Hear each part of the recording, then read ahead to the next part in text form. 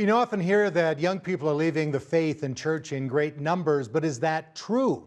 Well, yes and no, depending on who you ask and what survey you're looking at. A lady that has a great passion to reach young people with the faith and love of Jesus is Lisa Anderson from Focus on the Family. Nice to have you on the program. Greg, great to be here.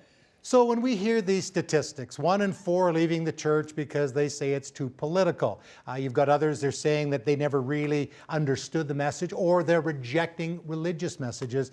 When you hear those things, does that concern you, or is that something that maybe helps us to understand maybe what's happening? Yeah, I think statistically it doesn't necessarily concern me because I think those statistics are a little inflated. But when you ask a young adult why they are or are not in church, you'll get a fair number of answers. And so that's, I think, what we need to drill down into is a lot of young adults will show up at church. They're very passionate about attending church and plugging in. But if they show up and don't find themselves there, or they don't find people who specifically care about their particular maturity or what they're going through, they will probably turn around and leave. You know, I worked with young adults, my wife and I did, so we found that they were very interested in the teachings of Jesus. So when I hear the stats saying that they're leaving church because of religious teaching, I'm going, well, what is that religious teaching? Is it actually the Bible? Are they preaching, you got to be a good person? Or are they maybe even rejecting the teachings of Jesus? Yeah, I mean, they shouldn't be. I actually think a lot of young adults are very passionate about theology, about the scriptures, about truth, and that's a good thing. And in fact, most young adults will look for a church based on the preaching and based on the theology, and they're going to Google it up. They're going to be all over it to look for the church that they feel is a good fit.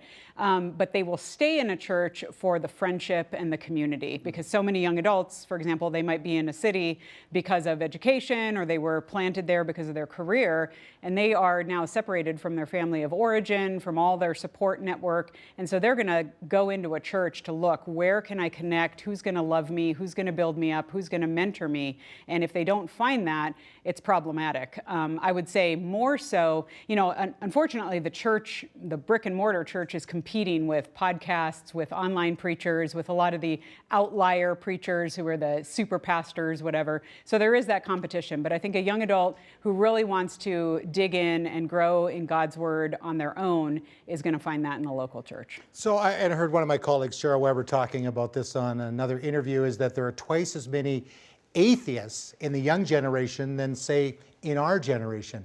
And I'm going, is that really true? Or are they just saying that for whatever reason when they're filling out some form in a census or something? Yeah, I think there are very few young adults, actually, percentage-wise, that will call themselves atheists. They're known as the nuns, largely because they identify with just not really anything. And it's because they're not sure, and they don't want to label themselves. And so they may say they're agnostic, they may say they're a Christian because they grew up in North America or whatever.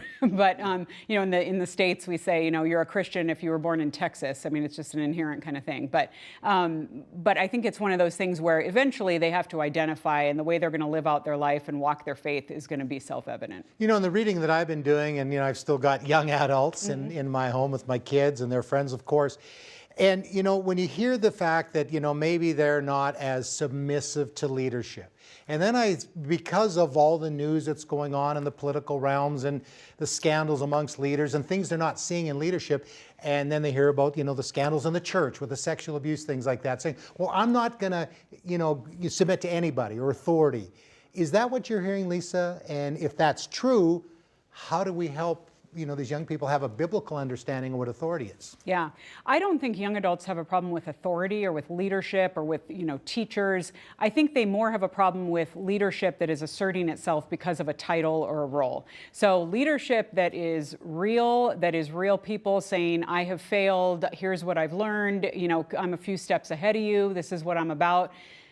Young adults love that. They want that. They're flocking to folks in droves. That's why we see, like I was saying, such a followership of pastors and certain leaders, but not as much adherence to the just because you have letters behind your name or because you have some kind of platform. They want to know the real you, the failures, the foibles, and that holds a lot more weight.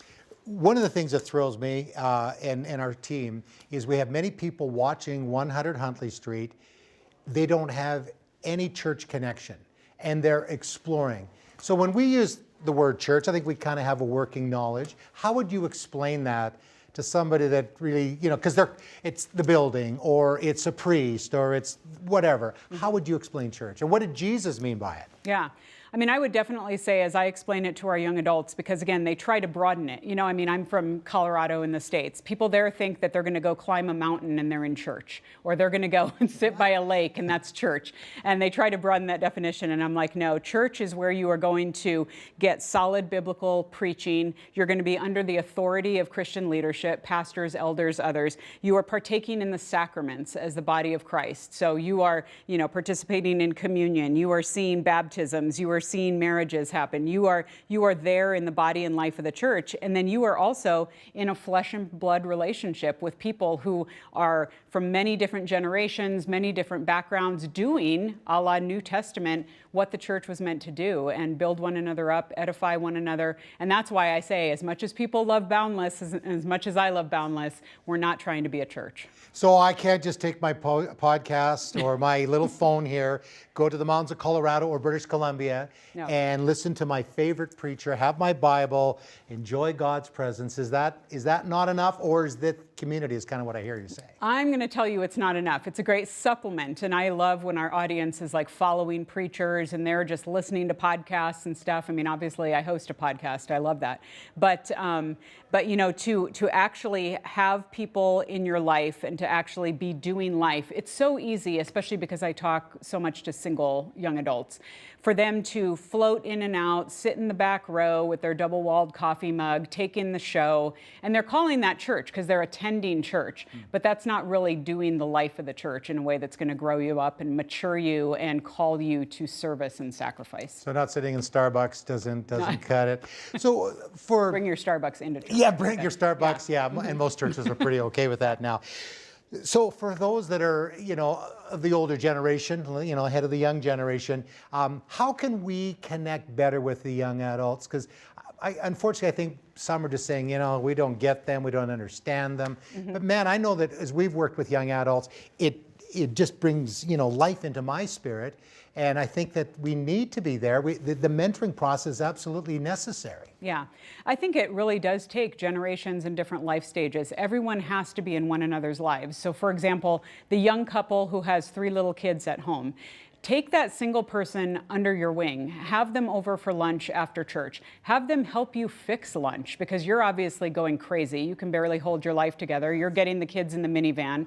That single person, I mean, I have friends who've invited me over and I just help them fold laundry and we catch up and we're, they're trying to get kids down for naps or they're trying to do whatever. Empty nesters. When I talk to churches, I call out the empty nesters because your kids are now grown, they're out of the home. You have an opportunity to pour into the lives of these single young adults in your church in a way that is unprecedented. I mean, there's a lot of similarities between single adults and empty nesters in that, you kind of have you're the ones that can kind of maybe go out to lunch after church. You can kind of hang, do things, they're kind of in that retirement phase, some of them.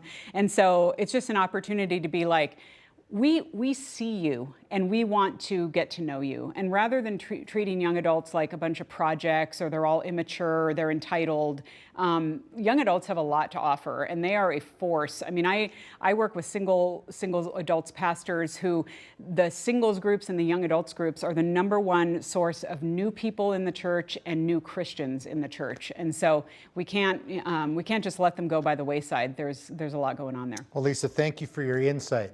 And you've motivated me too. And as I've traveled internationally too, many cultures, they respect the elders. I think in our culture, unfortunately, in the US, Canada, we haven't always done that, but it's so important. We're all better together. So thank you. Absolutely. And we'll have more of 100 Huntley Street right after this.